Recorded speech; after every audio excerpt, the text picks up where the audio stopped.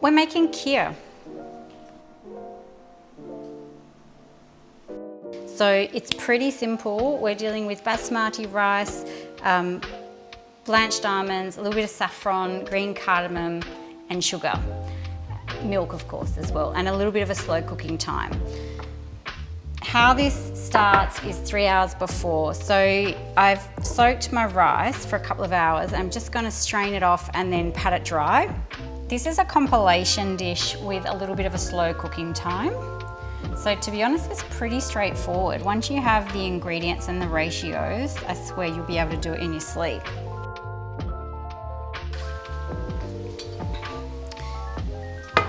So you want to work with a heavy bottom pan that isn't going to be a problem if it sticks a little bit. The first step is the milk. So I'm going to use 5 cups of milk. And this just gets heated and brought to a boil. So kheer or rice pudding like this is really all about soft, sweet spicing. So the green cardamom has a really lovely savoury rose eucalyptus element. I can't remember how many cups I just put in. 1, 2, 3. Was that 3? Okay, 4. I'm going to say that's 5. I hope that's 5 and not 6. I'll see in the edit. So saffron is very delicate. The blanched almonds themselves as well don't contribute an enormous nutty aroma. They're quite soft and subtle. And so the green cardamom becomes the star. And typically in desserts in India, saffron, green cardamom, sugar, condensed milk, they're very, very familiar flavors. And a lot of the canon of Indian sweets or mithai comes from that space. So this is going to go onto the stove top. I'm going to bring the rice over at the same time because when this milk comes to a boil, that's what I'm adding in. Oops. And scary amounts of sugar. Seriously though. So kheer is the dessert that we always had at the end of Devi Puja or to celebrate Diwali, so generally religious festivals, using sweets to break the fast, and they're very sweet sweets, but they really remind me of family. Mum made hers with spaghetti or like vermicelli noodles, but I love the rice.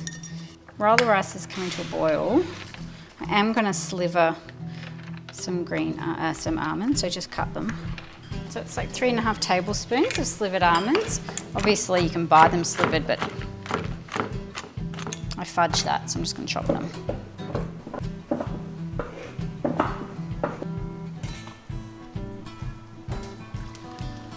So once the milk comes to a boil, it's really just a matter of adding the rice, adding the almonds, the cardamom, and the sugar and cooking it down. The saffron goes in a little later. So I'm just going to crack my cardamom pods, so just to open them up. And then add the rice in.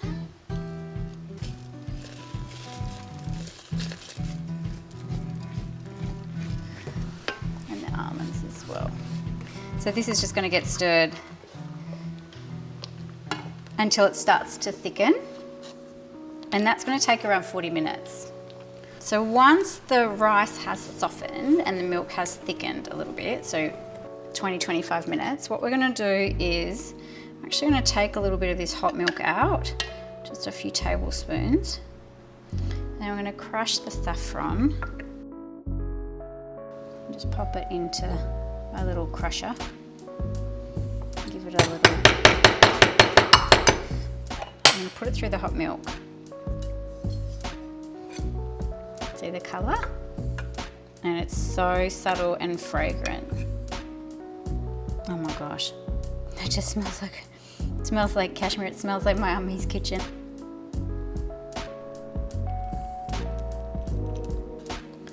And then the sugar.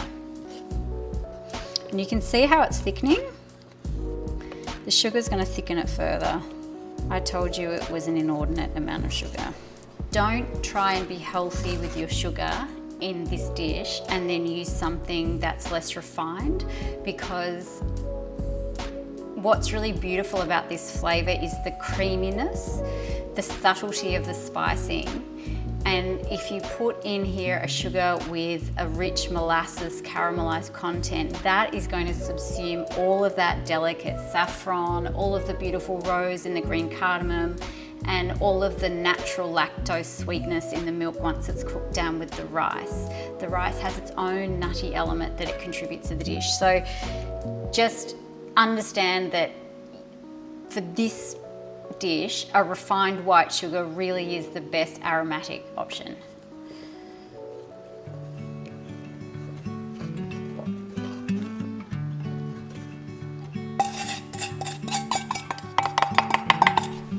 And the colour of the milk's changing, so it's becoming a little yellowed, which tells you as well that it's starting to caramelise. See that? It's starting to thicken. I can feel it as well on the bottom of the pot. There's a little bit of a stick. In fact, at this point, you're almost better off, and I'm going to do it with a metal spoon just to make sure that you're getting all of the richness that is sticking to the bottom back up into the volume of the kheer itself. The thing about this dish as well is that it seems to be taking a really long time, and then all of a sudden you'll start to get to the required texture, and it happens very quickly at a certain point, so you do need to keep watching it. This was the dessert that Scott and I had at our wedding in New Delhi, and I remember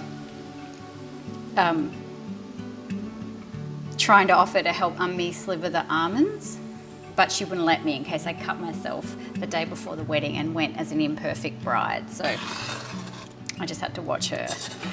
But it was put into little clay dishes, which is traditionally how you would serve it. And if I had them, that's what I would do today.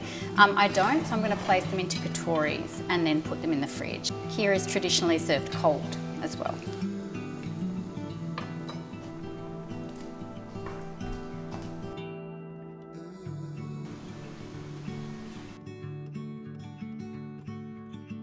Around half an hour before you eat them, pull them out, sort of like a cheesecake. You don't want them to be fridge cold. Very simple ingredients. Thyme in the pot and classic flavour combinations that speak to a really ancient culture. At that intersection is where you find that incredibly descriptive flavour. So it just speaks so clearly of that place. It speaks so clearly of my family. But it's creamy and sweet. It has that rose incense quality from the combination of saffron and green cardamom. And the nuttiness and the sweetness of the blanched almonds plays into that character in the rice. So it's very tiered flavour, it's very textured flavour, very, very soft. And the sweetness is ridiculously generous. So definitely in moderation, I think, for this one. Says the woman who's honestly just eaten 2 bowls of it, but anyway.